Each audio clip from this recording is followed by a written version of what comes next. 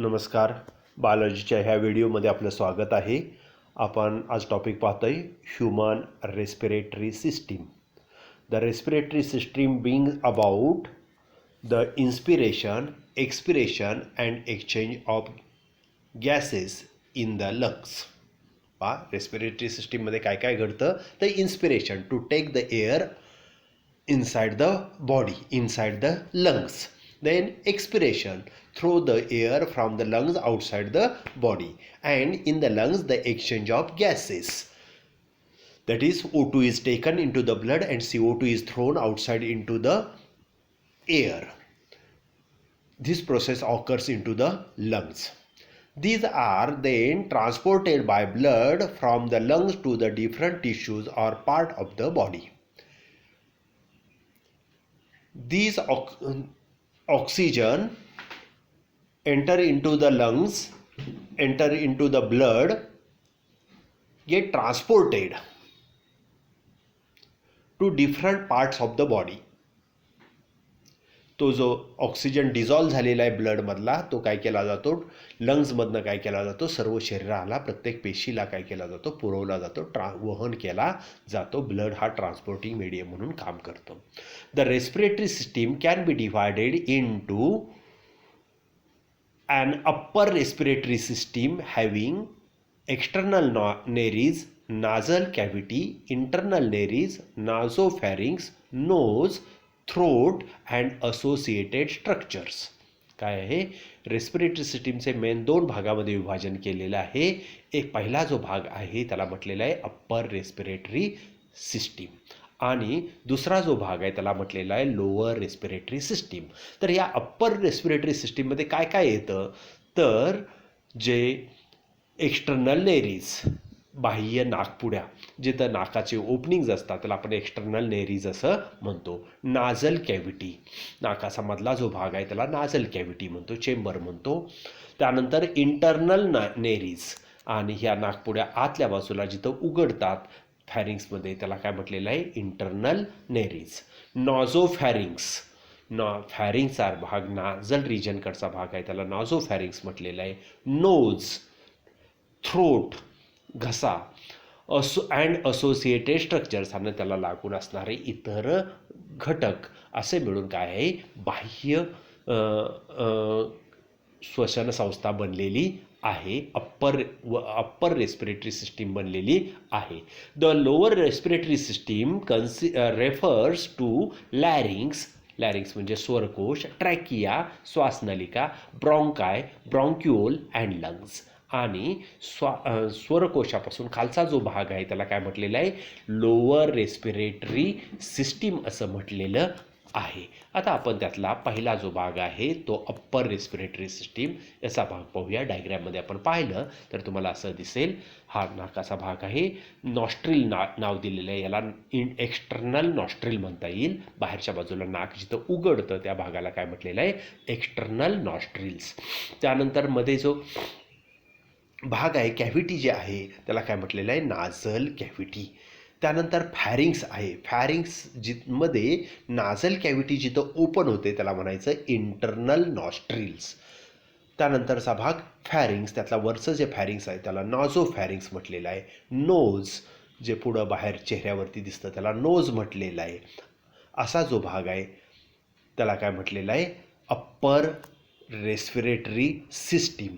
त्यानंतरचा जो बाकीचा भाग आहे, larynx, trachea, right lungs, left lung, bronchi, bronchiole वगैरे, डायफ्रॅम आणि अल्व्हिओलाय, हा जो भाग आहे तो कशाचा आहे, लोअर रेस्पिरेटरी सिस्टीमचा भाग आहे. तर त्यातला पहिला भाग बाहेरचा पाहूया. अप्पर रेस्पिरेटरी सिस्टीममधला जो पहिला पार्ट आहे त्याला आपण काय म्हणतोय, नोज म्हणतोय. आता नोज पहा. The nose has a pair of slit like opening called external nares or nostril for entry of air into nasal cavity.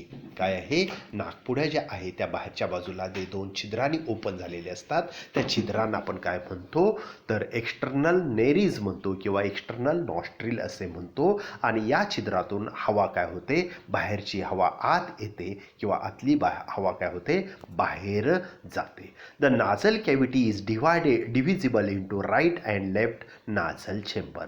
आणि काय झालेले आहे, ही जी नाझल कॅव्हिटी त्यानंतरचा दुसरा पार्ट आहे त्याला काय म्हटलेलं आहे, नाझल कॅव्हिटी, नाझल चेंबर म्हणतो. त्याचे काय झालेले आहे, व्हर्टिकल पार्टिशन उभा एक पडदा आहे दोन्हीच्या मध्ये.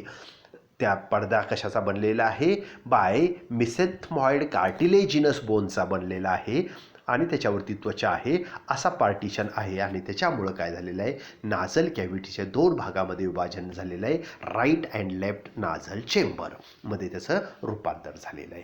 The nasal cavity is divisible into right and left nasal chamber by a mesethmoid cartilage. Each nasal chamber is further divided into 3 regions. आणि प्रत्येक नाझल चेंबर काय झालेलं आहे, 3 भागामध्ये विभागलेलं आहे. पहिला भाग आहे फेस्टिब्यूल. पहिला भाग फेस्टिब्यूल, नाझल चेंबरचे भाग सांगतोय 3. पुढचा vestibule, it is the proximal part about the nostrils. नॉस्ट्रिलचा जो पुढचा जो भाग आहे त्याला काय म्हटलेलं आहे, फेस्टिब्यूल असं म्हटलेलं आहे. किंवा आपलं नाकाचा जो चेंबर आहे, नाकपुड्या ज्या आहेत त्या बाहेरच्या बाजू पुढचा जो भाग आहे त्याला काय म्हटलेलं आहे, फेस्टिब्यूल असं म्हटलेलं आहे. It's skin has hair for filtering the air and trapping the dust and suspended particle in the inhaled air. आणि ही जी बाहेरचा जो सरफेसचा जो भाग आहे, नाकपुड्याचा जो बाहेरचा भाग आहे, पुढचा जो फ्रंटचा जो भाग आहे त्याच्यामध्ये काय असतात तर हेअर्स असतात मोठ्या प्रमाणात. आणि त्या हेअर्समध्ये काय होते, हवा फिल्टर होऊन गाळून काय होते, आत जाते. डस्ट पार्टिकल डायरेक्ट लंग्सकडे जाऊ दिले जात नाही, तर डस्ट पार्टिकल काय होतात, इथं ट्रॅप होतात. ह्या हेअर्स ग्रोथ झालेला असतो त्या रिजनमध्ये, त्या हेअर ग्रोथनं काय झालेलं आहे, त्याच्या जाळीमध्ये काय होते, डस्ट पार्टिकल ट्रॅप होतात. And suspended particle in the inhaled air. आणि हवेमध्ये इतर काही पार्टिकल्स असतील, कण असतील, धुळीचे कण इतर काय असतील, ते सगळे काय होतात, इथं अडकून पडतात. ते डायरेक्ट लंग्सकडे जाऊ दिले जात नाहीत. म्हणजे ह्या हेअर्स असतात नाकामध्ये, त्याचं फंक्शन काय आहे, to carry out the filtration of inhaled air. Inhaled air आहे ती काय करणे, फिल्टर करून घेणे. दुसरा पार्ट आहे रेस्पिरेटरी पार्ट, कॉर्डिट्युओनर, the middle thin walled highly vascular part for warming and moistening the inhaled air. काय आहे, मधला जो भाग आहे कंडिशनर म्हटलेला आहे, मधला रेस्पिरेटरी पार्टचा भाग आहे त्याला काय, तो कसा आहे, middle part with wall highly vascular vessels, blood व्हेसलचं जाळं ह्या मधल्या रिजनमध्ये मोठ्या प्रमाणात आहेत. आणि अगदी सुपरफिशियल ब्लड व्हेसल्स असतात की त्यांना थोडा जरी धक्का लागला तर काय होतात, त्या रप्चर होतात, फुटतात आणि रक्तस्राव होऊ शकतो. आपण म्हणतो की गुन्हा फुटला, थोडा धक्का लागला, किंवा काहींचा उन्हाळ्यामध्ये उष्णतेमुळे सुद्धा काय होतो, घोळणा फुटतो, गुन्हा फुटतो, तर त्या ब्लड व्हेसल रप्चर होतात. तर अशा अगदी सरफेसला असलेल्या ब्लड व्हेसल, मग एवढ्या सरफेसला असणाऱ्या ब्लड व्हेसल कशासाठी, तर to make the air warm and moistening the inhaled air. जी हवा आत लंग्समध्ये जाणार आहे ती लंग्समध्ये जाणारी हवा काय झाली पाहिजे, गरम होऊन गेली पाहिजे. म्हणजे हिवाळ्यामध्ये टेम्परेचर आपल्याकडचं सभोवतालचं टेम्परेचर सगळं 10 डिग्रीच्या आत येतं. मग ते 10 डिग्रीची हवा जर आपल्या लंग्समध्ये गेली तर लंग्समध्ये काय होईल, प्रॉब्लेम निर्माण होईल. तसं होऊ नये, तिथं म्युकस सिक्रेट केला जाईल आणि श्वसनाचा मार्ग काय होईल, ब्लॉक होईल किंवा ऑक्सिजन डिफ्युजन प्रोसेसवर त्याचा परिणाम होईल. तो होऊ नये म्हणून काय केली जाते, हिवाळ्यामध्ये हवा गरम करून आत लंग्समध्ये पाठवली जाते. तर ती वॉर्म करण्यासाठी ब्लड आहे ते ब्लडचं बॉडी टेम्परेचर आपलं ठरलेलं आहे 37 डिग्री सेंटीग्रेड.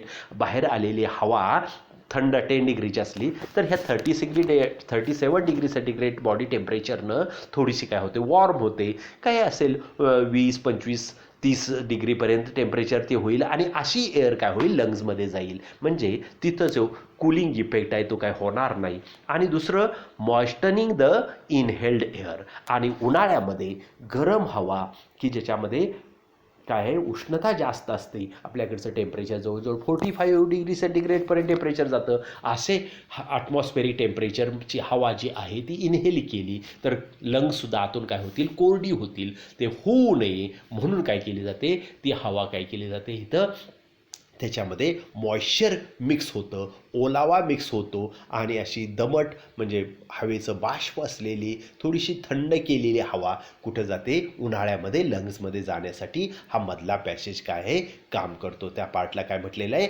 रेस्पिरेटरी पार्ट किंवा कंडिशनर. तिसरा पार्ट आहे ऑल्फॅक्टरी ऑर सेन्सरी चेंबर्स. तिसरा पार्ट आहे त्याला काय म्हटले, ऑल्फॅक्टरी ऑर सेन्सरी चेंबर्स. आता या ठिकाणी ऑल्फॅक्टरी किंवा sensory chamber, sense of smell, गंधज्ञान जे आहे ते डिटेक्ट करण्याचं काम काय होतं, या भागाने केलेलं आहे. आपल्याला ज्ञान होतं, आपला ऑल्फॅक्टरी लोब्स ब्रेनमध्ये आहे, तिथं त्याचं काय होतं, निदान होतं की तो वास कुठला आहे तो. पण तो बाहेरचा बदलला आहे जो वास आहे, तो वास समजून घेण्याचं काम कोण केलं जातं, ह्या ऑल्फॅक्टरी चेंबर्सनी केलेलं आहे. The upper most part is lined by olfactory epithelium for detection of smell. कशासाठी तो आहे, स्मेल डिटेक्ट करण्यासाठी, श्वास गंधज्ञान होण्यासाठी हा पार्ट महत्त्वाचा आहे. त्यानंतर अप्पर रेस्पिरेटरी सिस्टीममधला दुसरा पार्ट आहे pharynx. Pharynx, it is divisible into three parts. The nasopharynx, the uppermost part from the nasal chamber, is lead to the oropharynx and pharynx. This continues below as the laryngopharynx. Pharynx म्हणजे काय, तर it is a common passage between the digestive system and the respiratory system. श्वसन मार्ग आणि पचन मार्ग जिथं cross होतो एकमेकाला, फॅरिंग्स हा पचनमार्गामध्येही हा पार्ट आपण पाहिला होता 11वीमध्ये. इथंही फॅरिंग्स शब्द पाहतोय कारण हा दोघांमधला कॉमन, जसा रस्ता एकमेकाला क्रॉस होतो, तो मधला जो रस्ता आहे तो कोणत्याही दिशेनं वाहनाला जाण्यासाठी मार्ग असतो तो, बरोबर आहे का नाही, क्रॉसिंग असतं तिथं ते.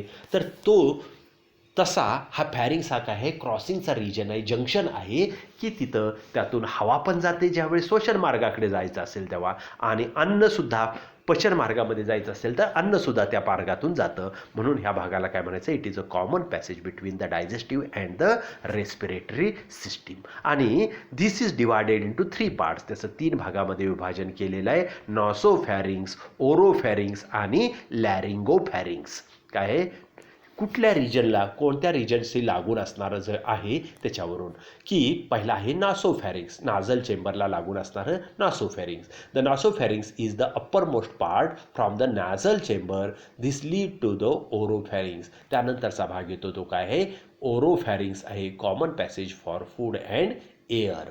हा असा पार्ट आहे, फूड अँड एअरचा मधला जो पार्ट आहे तो हा ओरोफॅरिंग्स. आणि तिसरा पार्ट आहे this continues below as the laryngopharynx. आणि पुढं हा काय होतो, कंटिन्यू होतो लॅरिंगोफॅरिंग्स. लॅरिंग्स स्वरकोशापर्यंत जातो, त्याला काय म्हटलेलं आहे, लॅरिंगोफॅरिंग्स असं म्हटलेलं आहे.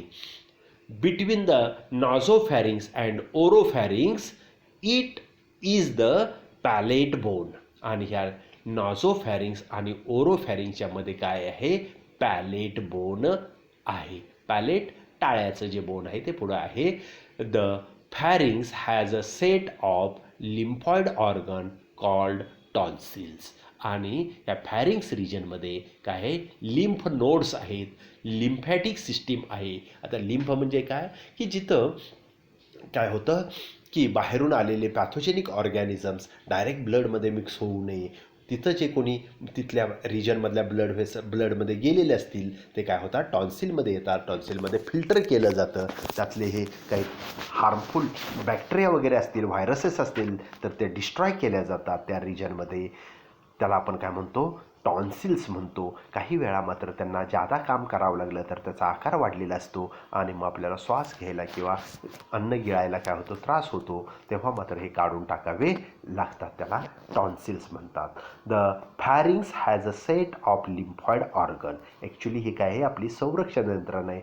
रोगजंतू डायरेक्ट आपल्या शरीरामध्ये प्रवेश करू नये श्वसन मार्गातून, यासाठी असणारा हा संरक्षक यंत्रणा आपल्या बॉडीतील आहे. पण काही वेळा कुचकामी झाली, आकार वाढला आणि त्रास व्हायला लागला तर मात्र काढून टाकावे लागते. तर लिम्फॉइड ऑर्गन्स आहे, त्याला काय म्हणतो आपण, टॉन्सिल्स असे म्हणतो. This is the part of the upper respiratory system. या ठिकाणी थांबू. लॅरिंग्सपासूनचा पार्ट पुढच्या याच्यामध्ये आपण पाहू. थँक्यू.